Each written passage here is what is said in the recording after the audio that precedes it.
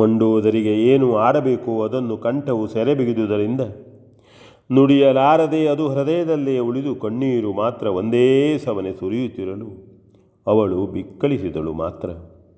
ಸ್ವಲ್ಪ ಹೊತ್ತಿನ ಮೇಲೆ ತುಸು ಸಾವರಿಸಿಕೊಂಡು ಮಹಾರಾಣಿಯು ತನ್ನ ಪತಿದೇವನ ಪಾದಗಳ ಮೇಲೆ ಮಸ್ತಕವನ್ನು ಚಾಚಿ ನಯನವಾರಿಯಿಂದಲೇ ಆ ಪಾದಗಳನ್ನು ತೊಳೆದು ಮತ್ತೊಮ್ಮೆ ಲಂಕೇಶ್ವರನ ದಶಾನನಗಳನ್ನು ಕರುಣಾರ್ದ್ರ ದೃಷ್ಟಿಯಿಂದ ನೋಡಿ ಎರಡೂ ಪಾದಗಳನ್ನು ಗಟ್ಟಿಯಾಗಿ ತನ್ನ ಕರಪಲ್ಲವಗಳಿಂದ ಹಿಡಿದುಕೊಂಡು ಗದ್ಗದಿತ ಸ್ವರದಿಂದ, ಓ ಪ್ರಾಣೇಶ್ವರ, ನೀವೇ ದುಃಖಿಸಿ ನನ್ನ ಹೃದಯವನ್ನು ಇರಿಯಬಾರದು.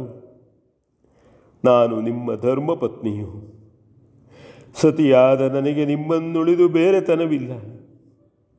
ಪಾಪವೋ ಪುಣ್ಯವೋ, ಸೌಭಾಗ್ಯವೋ ದೌರ್ಭಾಗ್ಯವೋ ಯಾವುದಿದೆಯೋ ಅದು ನಿಮ್ಮದಲ್ಲದೆ ನನಗೆ ಬೇರೆ ಇಲ್ಲ. ಇಂದ್ರಾರಿಗೆ ನಾನು ತಾಯಿಯಾದರೇನು, ನೀವು ತಂದೆ ಅಲ್ಲವೇ? ಪುತ್ರ ಶೋಕವು ಜನನಿ ಜನಕರಿಬ್ಬರಿಗೂ ಸಮಾನವಲ್ವೇ? ಪ್ರಾಣೇಶ್ವರ, ದಾನವ ಸಾಮ್ರಾಟನ ಭೋಗ ಜೀವನದಲ್ಲಿ ಅವನ ಅರ್ಧಾಂಗಿಯೇ ಆಗಿದ್ದರೂ ಅವನನ್ನು ತೃಪ್ತಿಪಡಿಸುವ ಭಾಗ್ಯವನ್ನು ನಾನು ಪಡೆದು ಬರಲಿಲ್ಲ. ಅಂತೆಯೇ ಹೀಗೆಲ್ಲ ಆಗಿದೆ. ವ್ರತ ಮರುಗಬಾರದು. ಸುಕುಮಾರನು ತನ್ನ ಜೀವಿತವನ್ನು ಜನ್ಮದಾತನಿಗಾಗಿಯೇ ಅರ್ಪಿಸಿದನು. ಅದಕ್ಕಾಗಿ ನಾನು ದುಃಖಿಸುವುದಲ್ಲ, ನಾವು ಆನಂದ ಪಡಬೇಕು. ಆದರೆ ನಾಥ, ಹಾಗಾಗಲು ನಾವು ಆಸ್ಪದವಿತ್ತುದನ್ನು ಮಾತ್ರ ಎಣಿಸಿಕೊಂಡಾಗ ನನಗೆ ಸಹಿಸಲಾರದ ವ್ಯಥೆಯಾಗುತ್ತದೆ. ಧರ್ಮವನ್ನು ಪೂರ್ಣವಾಗಿ ತೊರೆದು ಹೊಯ್ದಾಡ ಹೊರಟರೆ ಮಗನನ್ನು ಮಾತ್ರವೇನು ಎಲ್ಲವನ್ನು ನೀಗಬೇಕಾಗಬಹುದು. ಆದರೆ ಅದರ ಜತೆಯಲ್ಲಿಯೇ ಪ್ರಾಪ್ತಿಸಿದ ಅಪಯಶಸ್ಸು ಮಾತ್ರ ಎಂದೆಂದಿಗೂ ದೂರವಾಗಲಾರದು. ಈಗ ನಾನಾಡತಕ್ಕ ಯಾವ ಮಾತು ನಿಮಗೆ ಹಿತವಾಗಲಾರದು ಮನೋಹರ, ಅನ್ಯತಾ ಭಾವಿಸಬಾರದು. ಇನ್ನೆಂದಿಗೂ ನಾನು ಹೇಳುವವಳಲ್ಲ. ನನ್ನ ಮನಸ್ಸಿಗೆ ಕಂಡುದನ್ನು ಸನ್ನಿಧಿಯಲ್ಲಿ ಭಿನ್ನಯಿಸಿಕೊಳ್ಳುತ್ತೇನೆ. ಆದುದು ಆಗಿದೆ. ಅದಕ್ಕಾಗಿ ಇನ್ನು ಚಿಂತಿಸಿ ಪ್ರಯೋಜನವಿಲ್ಲ. ಎಲ್ಲವನ್ನು ಮರೆತು ಬಿಡೋಣ. ತಪ್ಪಿದ ನಮ್ಮ ನೀತಿಯನ್ನು ತಿದ್ದಿಕೊಳ್ಳೋಣ. ಲಂಕೆಯಲ್ಲಿ ಇನ್ನು ಬೇಕಾದ ಸೌಭಾಗ್ಯವಿದೆ. ಸುಪುತ್ರ ವಿರೂಪಾಕ್ಷನಿದ್ದಾನೆ. ಸಾಕು, ಸದ್ಧರ್ಮದಿಂದ ಜೀವಿಸೋಣ. ಶ್ರೀರಾಮನಲ್ಲಿ ಸಂಧಿ ಮಾಡಿಕೊಳ್ಳೋಣ. ಸಾಧ್ವಿಯಾದ ಸೀತಾದೇವಿಯನ್ನು ನಾನೇ ಮರೆಹೊಕ್ಕು ನನ್ನ ಮಾಂಗಲ್ಯವನ್ನು ಉಳಿಸಿಕೊಡೆಂದು ಪ್ರಾರ್ಥಿಸುತ್ತೇನೆ. ದಯಾಮಯಿಯಾದ ಆಕೆಯು ಸರ್ವತಾ ನಿರಾಕರಿಸಲಾರಳು. ನೀವು ಒಪ್ಪಿದರೆ ನಾಥ, ಇದೇ ಲಂಕೆಯಲ್ಲಿ ಹೊಸ ಬಾಳನ್ನು ಹೊಂದಿ ಬಾಳಿ ಆನಂದ ಪಡೋಣ ಎಂದು ನುಡಿದು ಪ್ರಾರ್ಥಿಸಿದಳು. ದಶಗ್ರೀವನಿಗೆ ತನ್ನ ಮಡದಿಯ ಮಾತನ್ನು ಕೇಳಿ ಕ್ಷಣಕಾಲದಲ್ಲೇ ತನ್ನ ತಪ್ಪಿನ ಅರಿವಾಗತೊಡಗಿತು. ಕಳೆದ ಒಂದೊಂದೇ ಘಟನೆ ಕಣ್ಣ ಮುಂದೆ ಕಟ್ಟಿದಂತಾಗಿ ಅವನನ್ನು ಅಣಕಿಸಿದಂತೆ ಕಂಡಿತು. ತನ್ನ ಒಂದೇ ಒಂದು ದೂರ್ವಾಂಚಿತದಿಂದ ಹೀಗಾದುದನ್ನೆನೆಸಿಕೊಳ್ಳುತ್ತಾ ರಾವಣನು ಮರುಗುತ್ತಿದ್ದರೂ ತನ್ನ ಪತ್ನಿಯ ಕುರಿತು ಅವನಿಗೆ ಸಹಿಸಲಾರದ ವ್ಯಥೆಯೇ ಆಗುತ್ತಿತ್ತು.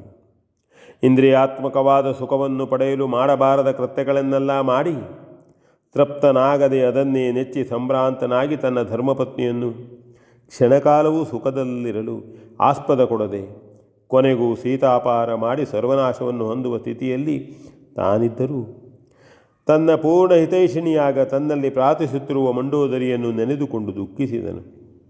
ಹಾಗೆ ಅವಳು ತನ್ನ ಮೇಲಿಟ್ಟ ಅತಿಶಯವಾದ ಪ್ರೇಮವನ್ನು ಭಕ್ತಿಯನ್ನು ಸ್ಮರಿಸಿಕೊಂಡು ಸತೀತ್ವದ ನೈಜ ಸ್ವರೂಪವನ್ನು ಮನಗಂಡನು. ತಾನು ಎಂತಹವನೇ ಆಗಿದ್ದರೂ ತನ್ನನ್ನು ಸದ್ಭಕ್ತಿಯಿಂದಲೂ ನಿಷ್ಠೆಯಿಂದಲೂ ಓಲೈಸುತ್ತಿರುವ ತನ್ನಾಕೆಯ ನಡವಳಿಯ ಕುರಿತು ಅಭಿಮಾನ ತಳೆದನು.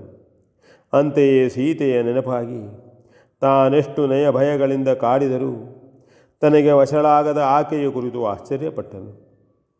ರಾಮನಲ್ಲಿ ಸೀತೆಗಿದ್ದ ಅತಿಶಯವಾದ ಭಕ್ತ್ಯನುರಾಗಗಳನ್ನು ಎಣಿಸಿಕೊಂಡಂತೆಯೇ ಅವನ ಹೃದಯದಲ್ಲಿ ರಾಮನ ಕುರಿತಾಗಿಯೂ ಬೇರೊಂದು ಭಾವವು ಮೊಳೆಯಿತು. ಅಂದು ಅದೃಶ್ಯನಾಗಿ ತಾನು ನೋಡುತ್ತಿದ್ದಂತೆಯೇ ಸೀತೆಗಾಗಿ ಮಾಯಾಮೃಗವನ್ನು ಹಿಡಿದು ತರಲು ಹೊರಟಿದ್ದ ಶ್ರೀರಾಮನ ಪತ್ನಿ ಪ್ರೇಮವನ್ನು ಎಣಿಸಿಕೊಂಡು ಸೀತಾರಾಮರ ಆ ಆದರ್ಶ ದಾಂಪತ್ಯವನ್ನು ನೆನೆದು ಹೀಗೂ ಇದೆಯೇ ಎಂದು ಭಾವಿಸಿಕೊಂಡನು. ಪತಿಪರಾಯಣೆಯಾದ ಮಂಡೋದರಿಯು ತನ್ನನ್ನುಳಿದು ತನಗಿತ್ತ ಸುಖವನ್ನು ಉಂಡಿದ್ದ ರಾವಣನು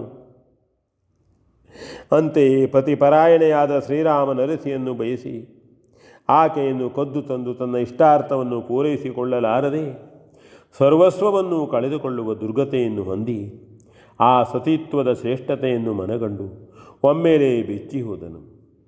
ತನ್ನ ಮಂಡೋದರಿಯು ರಾಮನ ಸತಿಯು ಆ ಸತೀತ್ವದ ಹಿರಿಮೆಯಲ್ಲಿ ಒಬ್ಬರಿಗೊಬ್ಬರೂ ಏನೇನೂ ಕಡಿಮೆಯಲ್ಲವೆಂದು ದೃಢವಾಗುತ್ತಿದ್ದಂತೆ ತಾನು ಮಾತ್ರ ರಾಮನಿಗಿಂತ ಎಷ್ಟು ಕೀಳು ಎಂಬ ಭಾವನೆಯು ಮನವರಿಕೆಯಾಗತೊಡಗಿತು. ಅಂತೆಯೇ ಸೀತಾರಾಮರನ್ನು ಅಗಲಿಸಿದ ತಾನು ನೈಜ ಪ್ರೇಮಕ್ಕೆ ಪೂರ್ಣಾಪರಾಧಿಯಾದನೆಂದು ಖಚಿತವಾಯಿತು.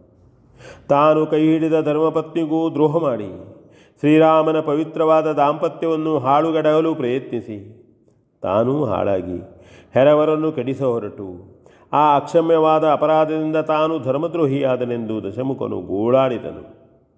ಮಾವ, ಮಡದಿ, ತಮ್ಮ, ತಾಯಿ, ಅಜ್ಜ ಯಾರು ಎಷ್ಟು ಹೇಳಿದರೂ ಕೇಳದೆ ಹೀಗಾಯಿತೆಂದು ತರಹರಿಸಿದನು. ಧರ್ಮಾತ್ಮನಾದ ವಿಭೀಷಣನು ಎಷ್ಟು ಬೋಧಿಸಿದರೂ ಕಿವಿಗೊಡದೆ ಹೆತ್ತ ತಾಯಿಯನ್ನು ನೀಕರಿಸಿ ಅಯ್ಯೋ ಕೆಟ್ಟೆನು ಎಂದು ವಿಲಪಿಸಿದನು. ಮಂತ್ರಿಗಳಿಗಾಗಲಿ ಪುತ್ರ ಕಳತ್ರಾದಿ ಬಂಧು ಬಾಂಧವರಿಗಾಗಲಿ ಏನೇನೂ ಇಷ್ಟವಿಲ್ಲದ ರಾಮನ ಕಲಹವನ್ನು ಬೆಳೆಸಿ ಆ ತನ್ನಾಪ್ತರನ್ನೆಲ್ಲ ಕಳೆದುಕೊಂಡನೆಂದು ಮರುಗಿದನು. ಹಾಗೆಯೇ ಬ್ರಹ್ಮ ರುದ್ರಾದಿಗಳ ವರಬಲವಿದ್ದರೂ ರಾಮನ ಯುದ್ಧದಲ್ಲಿ ತನಗೆ ಸರ್ವತಾ ಗೆಲುವಿಲ್ಲವೆಂದು ಮನಗಂಡನು. ಅಂತೆಯೇ ದಾನವ ಸಾಮ್ರಾಜ್ಯದ ನಿರ್ಮಾತ್ರವಾಗಿ ಸ್ವರ್ಣ ಲಂಕಾಧೀಶನಾಗಿ ತ್ರಿಭುವನ ದಲ್ಲನನಾಗಿ ಸಮಸ್ತ ಭೋಗಭಾಗ್ಯ ಸಂಪತ್ತನ್ನೇ ಆಗಿದ್ದರೂ ತಾನು ತೃಪ್ತಿಯಿಲ್ಲದ ತನ್ನ ಇಂದ್ರಿಯ ದಾಹದಿಂದಲೇ ದುರ್ಮಾರ್ಗವನ್ನೇ ತುಳಿದು ಕೊನೆಗೂ ಪೂರ್ಣವಾಗಿ ಕೆಟ್ಟೆನೆಂದು ಹೊಲುಬಿದನು. V N Bhagwat Pandit.